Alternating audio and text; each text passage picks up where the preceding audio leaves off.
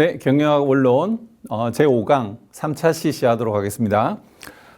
이번 세 번째 시간은 리더십 스타일에 대해서 얘기해 보겠습니다.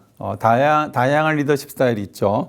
어떤 리더가 좋은 리더인가요? 여러분들이 생각하시기에는 오토크래틱하게 카리스마 있게 이끌고 가는 게 좋은가요? 아니면 멤버들의 어떤 의견들을 잘 존중하면서 이렇게 합의를 이끌어내는 게 좋은가요? 다양한 리더십의 스타일들이 있습니다. 그리고 각각의 상황에 따라 적당한 리더십들도 있는 거죠. 내가 좋아하는 나만의 스타일이 있는 거고 또 그 조직에 맞는 그런 방향의 스타일이 또 있긴 합니다. 자, 그 부분에 대해서 오늘 공부를 해볼게요. 주요 리더십 스타일로는 권위적 리더십, 또 민주적 리더십, 자유방임적 리더십, 이렇게 스펙트럼으로 좀 이렇게 세 개로 크게 쪼갤 수 있겠고요. 그리고 좀 더 상세하게 쪼개면 더 많은 종류의 스타일들이 있습니다. 오늘 그걸 살펴볼게요. 그리고 상황에 따른 리더십, 조직의 상황과 구성원의 성숙도, 그 조직의 특성이 있겠죠.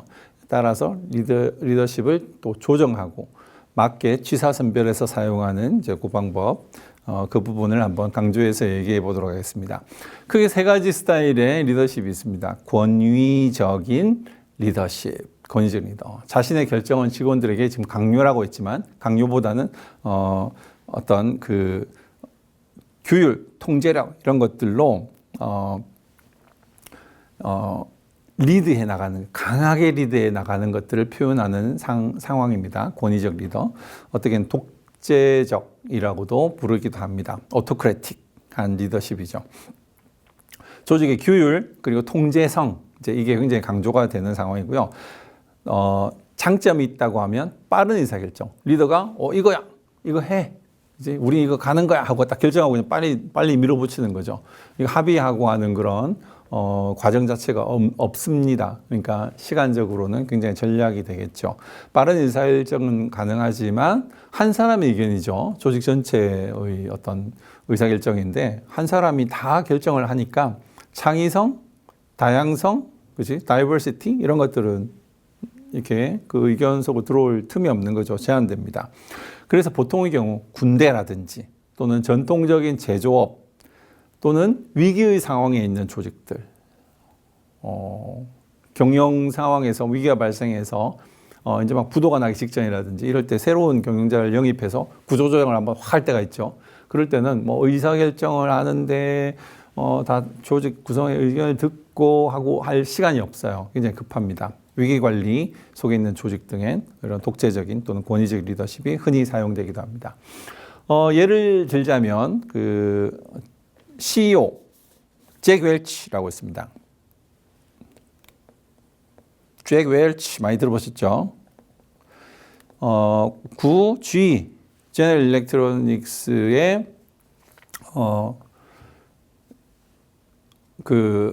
전 CEO였죠. 자, 이분이 특히 강력한 성과 중심의 어떤 리더십으로 유명한 분이에요. 그런 문화를 만들었고 빠른 속도로 지의 어려웠던 상황에서 개선시켰던 그런 조금 히스토리컬, 레전드한 그런 리더십을 보여줬죠. 그래서 직원 평가 시스템을 도입을 하는데 하위 10% 조직 직원들은 해고, 굉장히 강력하죠. 직원들이 아주 발등에 불이 떨어지겠죠. 그죠? 내가 10% 하위 라스트 10에 만약에 들어가면 바로 회사를 나가야 되니까 거기에 들어가지 않기 위해서 얼마나, 그죠? 막, 정신없이 그 위기를 모면하기 위해서 뭐 일을 하겠죠. 강력한 압박입니다. 성과 중심의 조직 문화, 강력한 인사정책을 단행하고요. 구조조정을 했던. 그렇게 해서 거의 다 죽어가는 지위를 확 살려놓은 실제로 그런 조직의 효율성 면에서 굉장한 변화를 일으켰던 그런 사례가 될 수 있습니다. 두 번째가 이제 민주적인 리더십입니다. 직원들과 함께 결정을 내리는 거죠. 의사결정 과정에서 직원들의 의견을 적극 반영하고 협력, 팀워크를 강조하고 창의성을 통한 문제 해결, 자, 이런 것들을 강화하는 그런 조직 문화입니다. 의사결정은 느릴 수 있어요. 이 권위적인 리더십에 비해서. 그렇지만 직원들의 동기부여나 만족도, 참여를 통한 만족도, 내 목소리가 들려지는 느낌이죠. 그리고 내 의견이 회사의 의사결정에 반영이 되니까 아무래도 만족도와 동기부여가 됩니다. 기술 중심으로 하는 기업들, 그리고 연구소, 창의성이 필요한 조직, 이런 곳은 권위적 리더십을 하면은 다들 동기부여 오히려 떨어지겠죠. 상황에 따라 다른 리더십 필요한 거죠. 이런 경우 민주적인 리더십을 통해서 동기부여, 만족도 높이는 쪽으로 하는 것이 좋습니다. 사례를 들자면 색깔을 바꿔볼게요. 예. 사우스웨스트 항공의 허브 켈러라고 하는 사우스웨스트 에어라인 의 CEO였습니다. 이분은 조직 고객 중심 그리고 직원 중심의 민주적인 기업 문화를 굉장히 강조했어요. 우리는 다 수평적이다. 뭐 CEO, 그 멤버, 그다음에 뭐 크루 할 거 없이 다 우리는 다 그냥 똑같은 레벨이다. 민주적 의사결정. 직원들과 커뮤니케이션을 적극적으로 하고 조직 내 수평적인 문화를 만들기 위해서 노력을 했습니다. 그 결과 비용 절감, 서비스 품질 개선 등을 통해서 항공업계에서 최고의 고객 만족도를 달성했어요. 고객들이 사우스웨스트 좋다. 직원들이 아주 그냥 밝고 재미있고 모티베이션 되어 있고, 그렇지? 직원들이 그냥 시킨 대로 하는 게 아니고 뭐랄까 할까요? 이 되게 좋은 분위기에, 이제 민주적인 분위기의 조직 문화 속에서 사기가 향상이 돼요. 모티베이션 되고 사기 진작되고 고객 만족도, 직원 만족도가 확 올라간 그런 경우가 되겠습니다. 그 다음에 세 번째가 이제 자유방임, 더 나간 거죠. 민주적인 더 나가서 이제 나는 너희들을 전적으로 믿는다. 알아서 하셔도 괜찮아요. 직원이 스스로 목표를 설정하고 스스로 실행하고 스스로 통제할 수 있도록 모든 것들을 맡겨두는 거야. 그냥 전적인 신뢰죠. 직원들이 팔로워가 리더를 신뢰해야 되는 것처럼 또 리더도 어떻게 한다? 직원에 대해서 신뢰를 주는 겁니다. 너희들 잘할 수 있을 걸 믿어. 다 일이 맞게 알아서 하세요. 내가 이리라 저리라 하지 않겠습니다. 직원들에게 자율성, 책임을 부여하고 간섭은 최소한, 안 하거나 최소한도의 간섭을 합니다. 창의성과 독립성이 굉장히 중요한 그런 산업, 그런 기업에 효과적이겠죠. 리더는 방향만 제시하고 비전 이거야. 그치? 그리고 뭐 이런 플랜이야. 이 정도 회사는 이쪽으로 갈 거야. 라고 얘기하면 그 나머지 실행은 직원들이 다 알아서 하는 겁니다. 연구개발, 그 다음에 IT, 특히 ICT, 디자인 또는 예술 이런 분야에서 굉장히 잘 활용되는 그런 리더십 스타일입니다. 나이키의 필 나이트, 나이키 창립자 필 나이트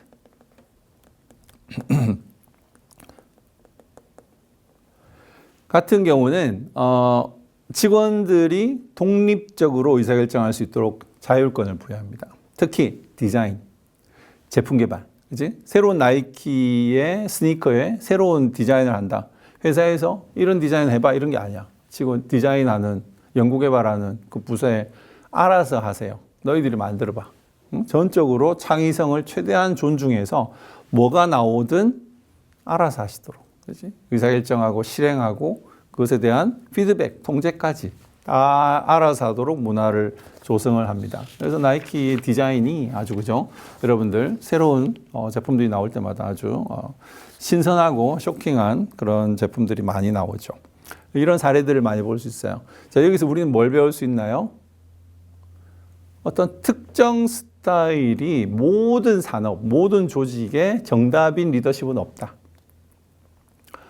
그래서 그 조직의 특성에 맞는 리더십을 발휘를 하고 그것에 맞는 리더십이 필요하다. 조직의 성과를 위해서는 라는 관점인데, 자, 그러면 이제 좀 어려운 점이 있죠. 왜? 나는 나의 리더십이 있으니까. 나는 나의 스타일이 있잖아. 난 되게 관의적인 스타일이야. 그런데 민주적인 또는 자유방임적인 리더십이 잘 어울리는 조직에 내가 가게 되었어요. 어떻게 할까요? 내가 하던 방식으로 해서는 된다, 안 된다? 안 된다. 그죠? 나의 리더십이, 나는 권위적인 리더십을 잘하고 그것이 맞다고 생각하더라도 조직의 문화가 어떻다? 조직의 방향이 어떻다? 우리의 산업과 기업의 특성이 어떻다? 이걸 파악해야 돼. 멤버들은 어떤 리더십이 잘 어울리는지, 그들에게 맞는 리더십이 뭔지를 파악을 해야 한다는 거지. 그리고 내 것을 용감하게, 과감히 결단하여서 바꿀 수 있는 그 능력이 필요하다. 내가 굉장히 자유방임적인 그런 리더십을 트레이닝했고 맞다고 생각하고 그런 조직에서 일했다 할지라도 갑자기 위기관리 상황에 들어갔다.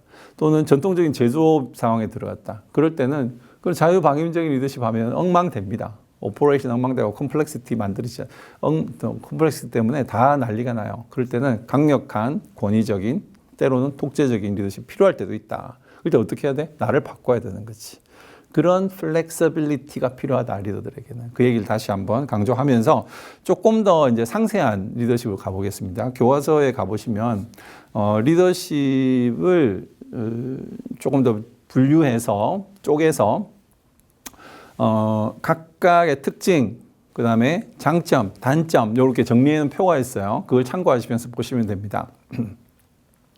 자, 그러면 이제 조금 더 상세하게, 조금 더 세밀하게, 정밀하게 필요한 조직이, 필요한 상황에 필요한 리더십을 할 수 있는 거죠, 그죠? 한번 쭉 읽어보도록 할게요. 첫 번째, affiliative라고 하는 애정형 리더십입니다. 이건 사람이 우선이에요. 사람 중심의 리더십. 이 스타일은 팀워크, 소속감 강조하고요. 팀원의 감정적 유대감을 형성하는 데 중점을 둡니다. 가족 같은 느낌이에요. 가족. 우리가 남이가. 우리 이 멤버가 제일 중요해. 우리의 행복, 우리의 만족이 중요해. 그걸 중심으로 리딩하는 거죠. 그래서 마치 리더가 아빠 같고 삼촌 같고 이제 그런 느낌입니다. 사람 중심의 리더십인 거죠. 두 번째, 코칭형입니다. 각각의 팀원의 강점과 약점을 파악하고 그리고 그 정보를 바탕으로 해서 커리어 디벨롭먼트 그리고 목표 달성을 서포트해주는 코칭입니다. 개입하진 않는 거죠. 그렇지만 도움이 필요할 때 언제든지 옆에 있다가 서포트해주는 그런 스타일의 리더십입니다. 코칭형 리더십. 이런 코치는 굉장히 중요해요. 그죠? 왜냐하면 이게 내가 해답을 필요로 할 때가 있죠.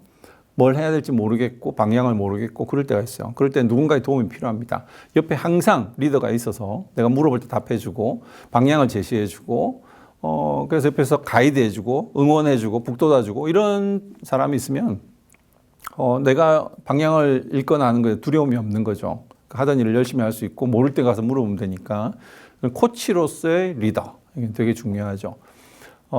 저도 이제 군대 생활할 때 저는 미군 부대에서 일을 했었는데 그때 그 유격 훈련을 제주도로 한번 갔던 적이 있어요. 그래서 팀을 이렇게 나눠 가지고 유격 트레이닝 코스를 이렇게 쭉 돌고 컴피티션도 하고 뭐 그랬는데 육체적으로는 굉장히 힘들었는데 우리 팀을 맡았던 그 리더가 상병이었는데 나 지금 굉장히 깜짝 놀랐습니다. 아, 리더가 이렇게 중요하구나라는 걸 그때 느낄 수 있었어요.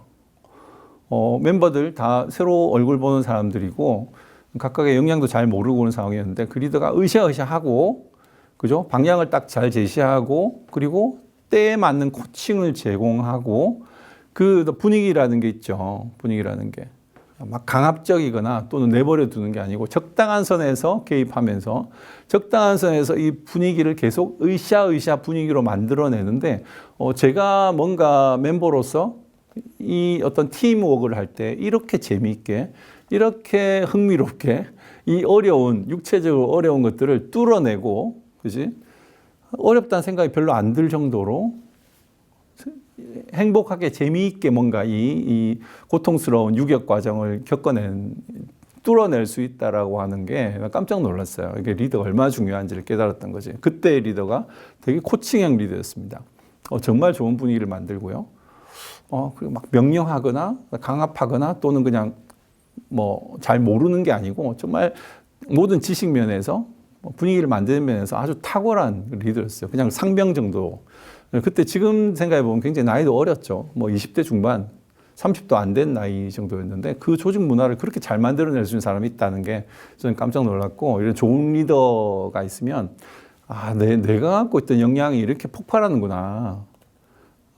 굉장히 퍼포먼스가 좋았고, 처지는 멤버들 다 데리고 가서 정말 성과도 좋고 분위기도 좋았던, 그래서 좋은 결과를 만들어냈던 기억이 있습니다. 리더십의 중요성 다시 한번 강조를 하게 되는 거고요. 그 다음에 아까 얘기했던 오토크래틱, 독재적, 권위적 리더십이 명령형 리더십이 되겠습니다. 명령과 복종을 강조하는 권위적 리더십 스타일이고요. 적극적 복종, 적극적 실행, 토론 협상 이런 게 없는 거죠. 되게 카리스마틱하게 이렇게 밀어가는 명령 리더십. 반대가 데모크라틱, 아까 얘기했던 민주적 리더십입니다. 팀원 의견 존중하고 합의를 통해 목표를 달성하고 팀원들 참여를 이렇게 장려하고 공동 목표를 달성하기 위해서 노력하는 것. 민주적 데모크라틱. 그 다음에 이제 선도형이라고 되어 있는데 이게 페이스 세팅입니다. 페이스 세팅. 아까 그 프랙티컬한 팁으로서 말씀드렸던 게 how to 얘기할 때 솔선수범 얘기했었죠. 솔선수범. 먼저 보여줄 테니 따라하시오입니다. 주저주저. 뭘 해야 될지 모르고 나서지 못할 때 리더가 먼저 딱 보여주는 거죠. 이렇게 하는 거야. 딱 솔선수범 할 때 모티베이션이 확 커지는 그런 상황이 있기 때문에 이게 선도형 페이스 세팅입니다. 모범을 보여주고 탁월함을 추구하는 리더십 스타일. 여러분 군대 가보시면 조교가 나와서 시범을 보이잖아요. 아주 완벽한 동작, 완벽한 그 딱 연습된 그걸로 딱 보여주죠. 그럼 그걸 따라하면 되는 거잖아요, 그지? 솔선수범하고 보여주는 거, 세팅, 페이스를 세팅해 주는 거예요. 목표 설정. 팀원들이 잠재력을 발휘할 수 있도록 돕고 목표를 설정하고 먼저 보여주는 솔선수범형 리더십입니다. 마지막에 이제 비저너리한 리더십 스타일입니다. 자, 비전형 리더십 스타일은 팀원들을 하나의 비전으로 여기가 가야 될 곳이야. 깃발을 딱 꽂고 저쪽으로 나를 따르라. 그죠? 공동의 목표를 달성하기 위해서 혁신적인 리더십을 보여주는 리더십 스타일입니다. 각자의 잠재력을 발휘할 수 있도록 비전을 실현하도록 격려하고 도와주고 방향을 보여주는 것이다. 나를 따르라. 인 거죠. 이런 리더십이 어울리는 상황, 그게 표에 정리되어 있고요. 또 이 부분은 좀 단점 또는 주의해야 될 점들도 또 테이블이 정리되어 있습니다. 여러분들이 여기서 할 부분들은 아까 앞에 세 개에서 조직에 맞는 리더십과 나의 리더십, 그걸 맞춰서 잘 플렉시블하게 유연하게 나를 바꾸거나 그 때에 맞는 리더십을 수행할 필요가 있다라는 걸 말씀드린 것처럼 이 테이블을 보시면서 나를 한번 돌아보시는 거죠. 나를 돌아보시는.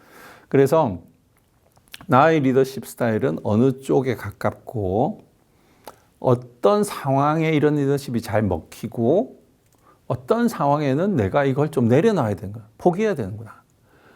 그리고 내가 어떤 상황에 접했을 때 어떤 리더십을 가져다가 써야 되는구나. 라고 하는 나름 리더십의 어떤 전략, 리더십 실행, 적용의 전략이 나올 수 있어요. 그걸 하려면 어떻게 해야 돼? 나를 먼저 아셔야 돼. 아까 자기개발 얘기했는데 나를 아는 게 굉장히 중요한 단계입니다. 나를 알고 그다음에 조직의 문화, 직원들의 상황 이런 것들을 파악하고 그에 맞는 리더십을 마치 쇼핑하듯이 가져다가 쓰시면 되는 거지. 그러려면 각각의 리더십에 대해서 연습을 해보셔야 돼요. 나를 먼저 알고 내가 되게 애정형이다. 사람이 되게 중요하다. 사람과의 관계가 되게 중요한 스타일이다. 그런 식으로 조직을 리딩하고 싶어 하겠죠. 그리고 그렇게 할 가능성이 높아요. 나도 모르는 사이에 저절로 내 거니까. 근데 그게 장애도 맞으면, 요행이 맞으면 좋지만 그렇지 않을 상황이 더 많다, 사실은. 그렇지 않을 가능성이 높다. 그렇다고 하면 나를 아는 것이 우선이고 내가 이런 스타일이구나 라는 걸 아는 게 우선이고 그 다음 내가 이만 리딩을 해야 되는 조직은 어떤 스타일인지를 잘 파악하는 것. 두 번째 단계, 세 번째 단계. 그 정보를 바탕으로 적정한 리더십을 취사선별에 쓰는 것. 그게 연습이 되셔야 되죠. 그러려면 전체 리더십이 어떤 게 있는지를 아셔야 돼요. 그리고 어떤 조직에 어떤 상황이 리더십이 맞는지도 연습을 하셔야 되고요. 나를 아는 것만큼이나 다른 리더십 스타일들도 내가 실행할 수 있도록 리더로서의 트레이닝을 해 나가셔야 됩니다. 어떤 때는 그죠? 어토리테이티브하게 권위적으로 일들을 문제 해결을 해 나갈 수 있는 능력을 만들어내는가 하면 나 스스로 리딩을 해 나가면서 플래닝 하면서 비전을 세워 나가면서 그걸 습관이 되어서 조직 내에서도 조직의 방향 정하고 비전을 보여주고 깃발을 꽂고 하는 것들을 할 수 있어야 되고 의견을 청취하는 것도 필요하고요. 솔선수범해 나가는 것도 필요하고 옆에서 가이드하고 지원해 주는 그런 리더십 역량도 여러분들이 만들어내 나가셔야 됩니다. 그래서 상황이 딱 만들어졌을 때 그때 그에 맞는 식으로 그것들을 활용, 실행, 임플멘테이션 하실 수 있는 부분이 필요하다는 거죠. 그 부분을 다시 한번 강조드리고요. 자, 그럼 오늘의 이제 마지막 파트가 되겠습니다. 이걸 다 좀 요약 정리하는 거라고 할까요? 자, 그래서 오늘 키워드 중에 하나인 트랜스포메이셔널 리더십, 변혁적 리더십에 대해서 얘기를 할게요. 리더십 스타일이 아까 세 가지로 나눠지고 좀 더 구분하면 좀 더 상세한 리더십 스타일로 만들어진다는 것을 보았는데, 근데 이걸 종합적으로 지금 현재까지 이제 리더십에 대한 어떤 학문적인 연구의 결론적인 거라고 볼 수 있어요. 이게 트랜스포메이셔널 리더십이라고 하는 단어가 나왔고, 그 트랜스포메이셔널 리더십의 어떤 캐릭터, 특성, 이런 것들이 정리가 되어 있어요. 그래서 그걸 공부하면 그동안 앞에서 우리가 얘기했던 리더십의 자질, 특성, 그 다음에 종류, 스타일 이런 것들을 하나로 잘 묶어낸 거라고 볼 수 있습니다. 결론적인. 그러니까 오늘 수업에 거의 결론적인 얘기로 트랜스포메이셔널 얘기를 해보도록 하겠습니다. 변혁적 리더십이라고 하죠. 트랜스포메이셔널 리더십은 팀원들의 잠재력을 최대한 끌어내고 조직의 장기적인 성공을 돕기 위한 리더십 스타일입니다. 거래적 리더십과 비교해서 우리가 보는데요. 아까 이제 리더와 매니저를 봤던 거하고 되게 비슷한 프레임입니다. 거래적 리더십, 트랜잭셔널 리더십은 단기 목표 달성에 초점 맞추고 직원의 역할과 책임을 명확히 하고 성과에 따른 보상, 처벌 제공합니다. 이거는 운영에 관련된 거죠. 직원들을 좀 기계적으로, 거래적으로 관리하는 그런 느낌입니다. 근데 변혁적은 좀 다르죠. 좀 더 훨씬 넓은 의미의 장기적이고 모티베이셔널하고 비저너리한 그런 리더십이에요. 장기 비전과 동기부여를 강조하고 직원의 성장을 지원하고 창의적 문제 해결을 장려하는 리더십을 얘기합니다. 핵심 내용은 동기부여, 신뢰 구축, 직원 개발, 이제 파트너십, 그 다음에 목적 전달 이런 핵심 요소를 가지고 있어요. 동기부여, 모티베이션. 우리가 다음 챕터에서 따로 떼서 워낙 중요해서 한 챕터로 가져갑니다. 자, 아까 매니지널 펑션이 있었죠. 계획, 조직, 지휘, 통제. 그치? 계획 중요하다 그랬죠. 그 다음에 통제, 우리 지난 시간에 좀 얘기했어요. 그런데 조직 파트, 리더십 파트가 너무 중요해서 리더십을 따로 뗐잖아. 한 챕터 뗐죠. 그래서 지금 하고 있어요. 이 리더십 안에서도 또 모티베이션이라는 게 너무 중요해서 이 안에서 다 다룰 수가 없어서 한 개 챕터 또 뺐어요. 그게 챕터 6 다음 시간 공부할 겁니다. 그렇게 구성이 되어 있습니다.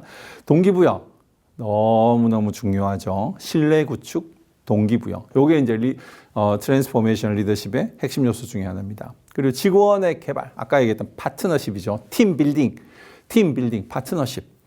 을 해서 좋은 멤버를 영입하고 그 멤버들이 뭐든 할 수 있도록 장을 열어주고 자기의 포텐셜을 최대한 끌어낼 수 있도록 도와주고 가이드해주고 하는 겁니다. 직원 개발과 성장을 지원하는 것, 팀 빌딩, 팀 파트너십 얘기하는 거고요. 그 다음에 비저너리한 거. 나를 따르라. 이것이 길이다. 하워드 슐츠가 스타벅스의 미래를 이미 그때 예견했던 것처럼. 그죠? 그래서 지금 여기에 머무를 게 아니야, 우리 회사가. 우리 일로 가야 돼. 왜 이해를 못 하세요? 하고 답답한 마음이 생기는 거지. 그걸 공감하는 멤버들은 같이 가는 거죠. 그렇죠? 같이 가는 거죠. 그 비전을 먼저 보고 그 길을 제시하고 여기에 길이다. 나를 따르라. 명확한 비전, 목표의 전달, 소통을 통해서 하는 것, 그게 비저너리한 겁니다. 그다음 공동 목표를 위해서 협력을 강조하는 것, 같이 가자, 함께 하자. 그렇지? 요런 내용들이에요. 스티브 잡스가 애플을 이끌 때 이 트랜스포메이셔널 리더십의 요소들이 거의 다 들어있다고 볼 수 있습니다. 강력한 비전 제시, 그렇죠? 영감과 동기를 부여하고, 그 다음에 혁신적 사고와 창의력을 장려하고, 지적 자극, 그 다음에 직원들에게 최고 수준의 성과를 낼 것을 요구했습니다. 그리고 직원의 개인 역량을 발휘할 수 있도록 개별적인 환경을 조성해주고, 배려하고, 이렇게 장려했어요. 성과 뭡니까? 아이폰, 아이패드, 맥북, 혁신적인 제품들이 계속해서 나오고요. 애플을 세계적인 IT 기업으로 성장시켰습니다. Think different, think different라는 캠페인을 가지고 창의적인 기업 문화를 조성했어요. 비전을 보여주고, 모티베이션하고, 그걸 할 수 있도록 환경을 제공해주고, 그리고 강력하고 높은 수준의 퍼포먼스를 요구하고 하는 분위기입니다. 무조건 잘해, 뭘 서포트도 안 해주고, 그냥 막 채찍질하는 게 아니고 환경을 충분히 제공해주고 뭐든 해도 실패해도 괜찮은 그런 환경, 혁신적인 환경을 제공해주고 그리고 열심히 할 수 있도록 도와주고, 그렇지? 그리고 그 성과를 요구하고 목표를 제시하고 길을 방향을 제시하고 이게 트랜스포메이션한 느낌이죠, 그죠? 자, 변혁적 리더는 비전을 명확히 설정하고 구성원에게 동기를 부여하고 창의적 사고와 혁신을 촉진시킵니다. 여기 트랜잭셔널, 거래적인 그런 단순한 리더십과 차이가 나는 전혀 another level, 그죠? 변혁적 트랜스포메이셔널 리더십을 얘기하는 거죠.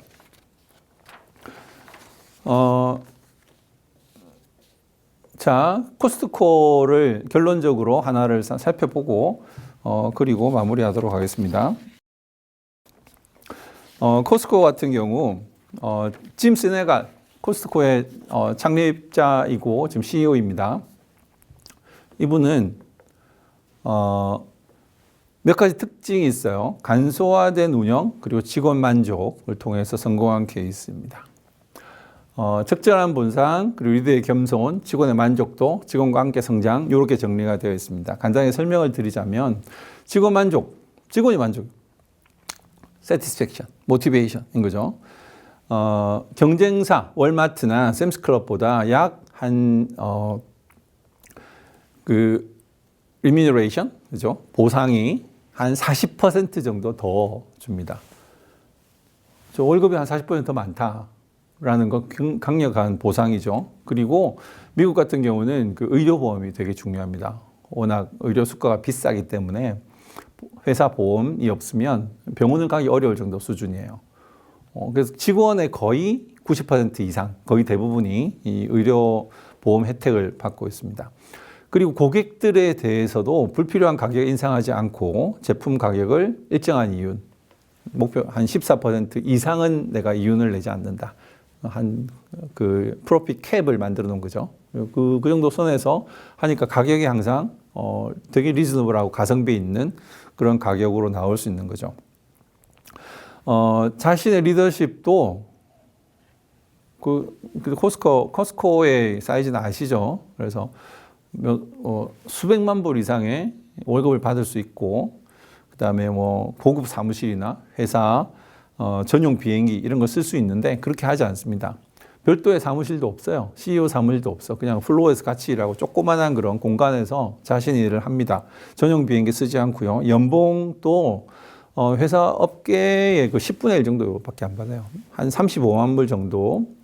물론 뭐 낮은 건 아니지만 코스트코 CEO라고 볼 때는 턱도 없이 작은 연봉이죠. 그 연봉의 수준이라는 게 한 직원들 한 12명 정도의 연봉 정도 수준입니다. 내가 이보다 더 받는 것은 내가 리더로서 본의 안 된다라고 생각하죠. 솔선수범에 대한 얘기입니다. 겸손한 거죠. 그래서 그 정도 12명 정도 선의 연봉 이상은 더 이상 받지 않는 걸로 겸손한 리더십을 보여주고요. 명찰에다가 CEO 이렇게 그냥 짐 모든 코스트코의 플로어에서 일하는 분들이 다 자기 first name을 그냥 여기다 쓰고 있는 거죠. 짐 이렇게 쓰고 끝이에요. 짐 시네갈. 라스트 네임도 쓰지 않고.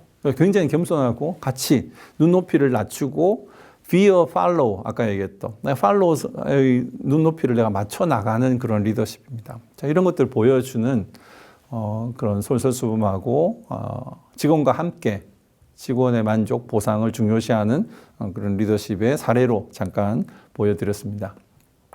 자, 오늘 핵심 내용을 한번 요약해 볼게요. 리더는 변화를 이끌고 deal with change. 그 다음에 관리자는 복잡성을 다룬다.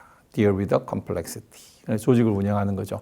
이 두 개가 다 필요한 부분입니다. 그렇지만 관리자의 역할만으로 충분히 리더십이 될 수 없고 또 그런 변화를 이끄는 것만으로는 조직이 원활하게 운영되지 않죠. 그래서 두 개가 같은 것일 수 있고 또 떼어질 수 있지만 리더십과 관리자, 매니저로서의 역할은 좀 다르다라는 말씀을 드렸고 리더십의 기술은 자기개발, 팀관리, 팀빌딩, 파트너십, 전략적 사고, 윤리적 실천, 혁신 이런 것들이 포함됩니다. 이런 것들을 실제로 실현하기 위해서 프랙티컬한 팁들도 좀 말씀을 드렸어요.